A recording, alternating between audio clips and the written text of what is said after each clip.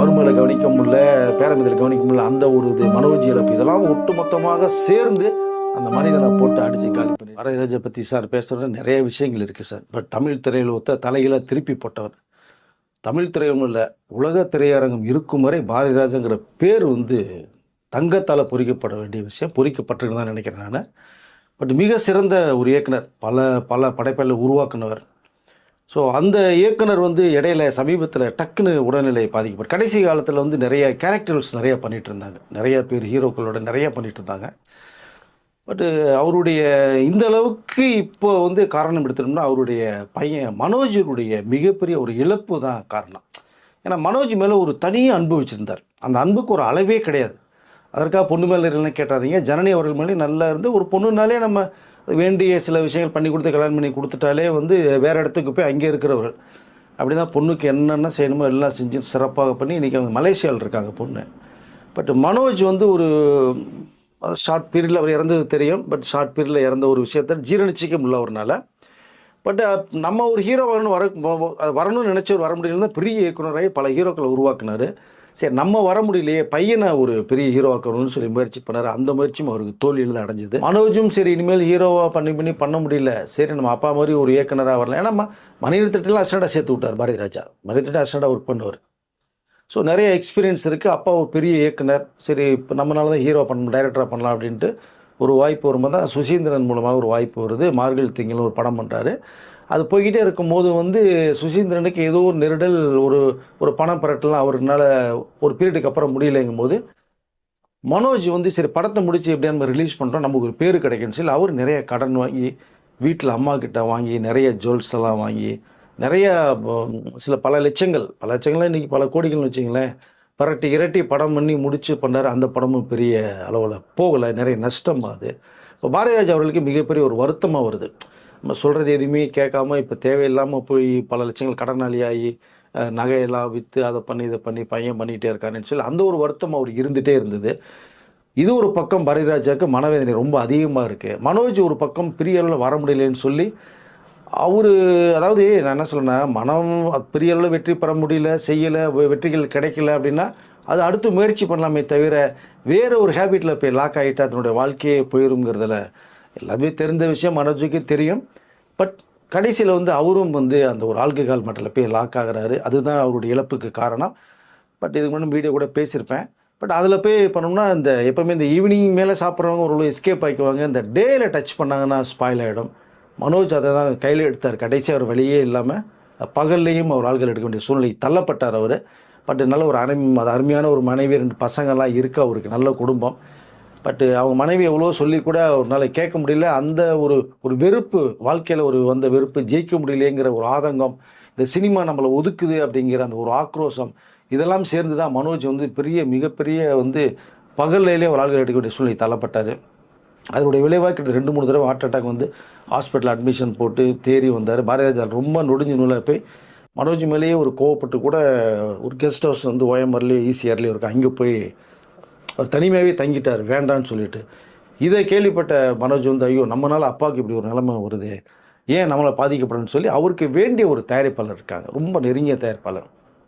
அவர்கிட்ட கூப்பிட்டு உட்காந்து அப்பா இங்கே இருக்காங்க, நான் போய் அப்பாட்ட போய் இனிமேல் இப்படி நடப்பான்ப்பா, இந்த மாதிரி செய்வேன், விட்டுருவோம்ப்பா, நிறைய விஷயங்களை பேசி அப்பாவை மனசை கூல் பண்ணி செய்யுங்கள்லாம் அவர்கிட்ட ஷேர் பண்ணி அவர் மீண்டும் கூப்பிட்டு இனிமேல் அப்பா எப்படி நான் பாதுகாக்கிறேன், நானும் அடுத்த முயற்சி பண்ணுறேன் அப்படிங்கிற விஷயத்த அந்த தயாரிப்பாட்ட சொல்லி நாளைக்கு நான் அப்பாவை போய் பார்க்க போகிறேன்னு சொன்னது தான் மனோஜ் பேசிய கடைசி வார்த்தை. ஒரு 4 மணிக்கு பேசுகிறார். மனோஜ் இறப்பு 6:30 மணிக்கு வருது. ஒரு 4 மணி அளவில் தயாரிப்பாளர்கிட்ட பேசுகிறாங்க. தயாரிப்பாளர் கவலைப்படாத மனோஜ், நானும் அப்பா கிட்ட பேசுகிறேன், அவரும் அப்பாவுக்கு ரொம்ப வேண்டியப்பட்டவர், நான் போய் நிறையா பேசுகிறேன், பேசிட்டு முடிவு பண்ணுவோம், ஒன்றும் டென்ஷன் ஆகிக்காது, நீ ஃப்ரீயாக இரு, இப்போ ஹாஸ்பிட்டலேருந்து நீ காலையில் தான் வந்திருக்க, நீயே பார்த்து கேர்ஃபுல்லாக இரு அப்படின்னு சொல்லிவிட்டு ஒரு 4:30-5 மணிக்கு டீ குடிச்சிட்டு போகிறாங்க.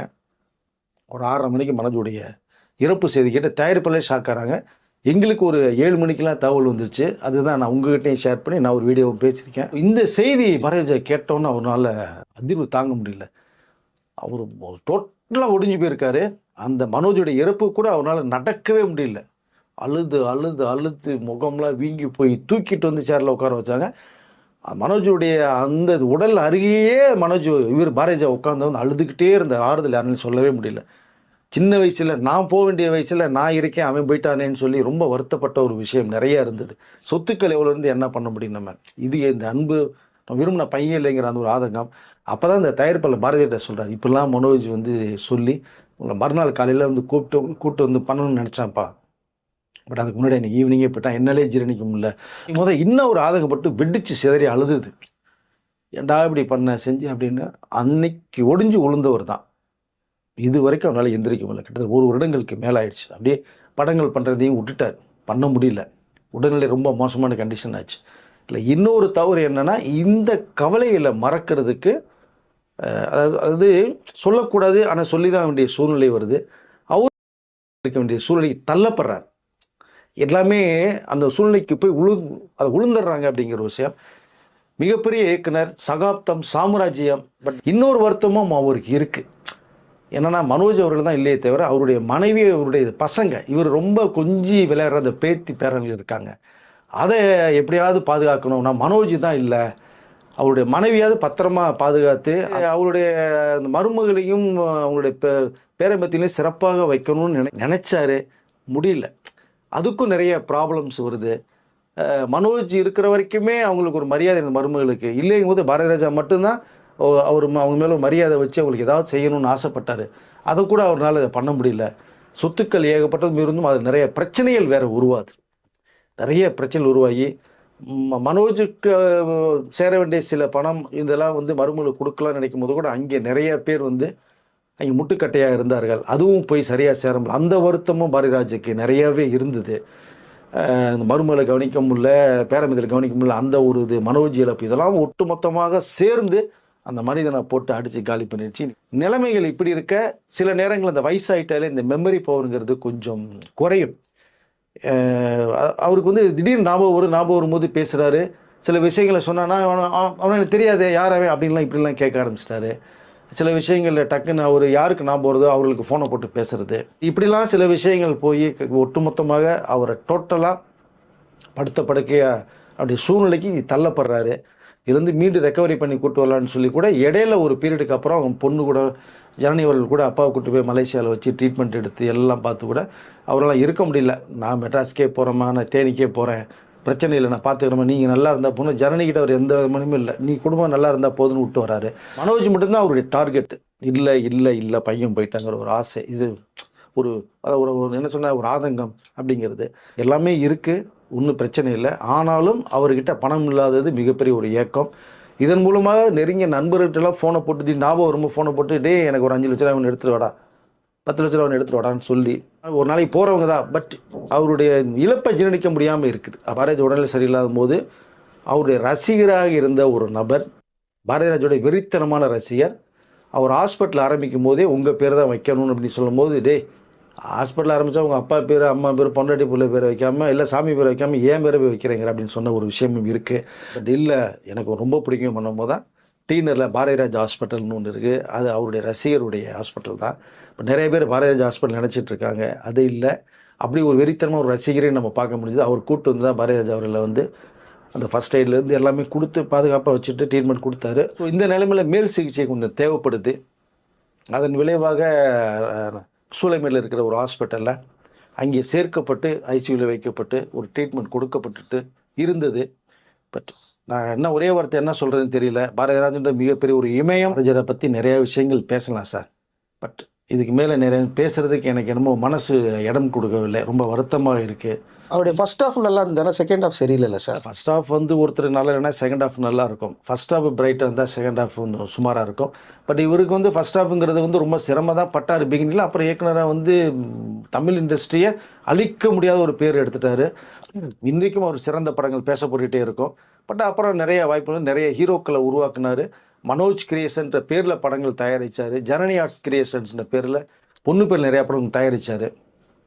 பட் செகண்ட் ஹாஃபும் ஒன்றும் அவ்வளோ பெரிய பாதிப்பெல்லாம் இல்லை, சிறப்பாக இருந்தது. அப்புறம் நிறைய படங்கள் நடிக்க ஆரம்பித்தார். சொத்துக்கள், பணம் எல்லாமே இருக்குது.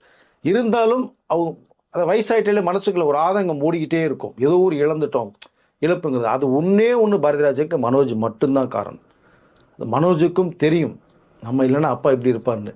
பட் அதையாவது அவர் உணர்ந்தாவது கொஞ்சம் தெளிவாக இருந்திருந்தாருன்னா பிரச்சனை இல்லை. என்ன கலதை ஹீரோவாக இல்லையா, போய்த்தலை டைரக்டர் இல்லையா போய்த்தலை, இது ஒரு பிஸ்னஸை பாட்டு ராஜா மாதிரி உட்காந்து வாழ்ந்துட்டு போகலாமே. அப்பாங்கிற அந்த பேர் பாரதிராஜா பேர் இருக்கே, அதை வச்சு மனோஜ் பெரிய சாதனைகள் நிறைய பண்ணியிருந்திருக்கலாம். பட் அவரு நம்மளை சின்ன வயசுல இழந்தது அது ஒரு பெரிய இழப்பு தான் நமக்கும், தமிழ் திரையுலக எல்லாத்துக்குமே. நம்மளாலே தாங்கிக்க முடியலையும் போது அவங்க அப்பா பாரதிராஜா எப்படி தாங்கிக்க முடியும்? அதனுடைய விளைவு தான் இன்றைக்கு பாரதிராஜா இப்படி இருக்கிறது காரணம். இதுக்கு மேலே என்ன சொல்லணும்னு தெரில சார். ஓகே சார், பல தகவல்களை சொன்னீங்க. நிஜமே வருத்தமாக தான் இருக்குது. நன்றி சார். நன்றி.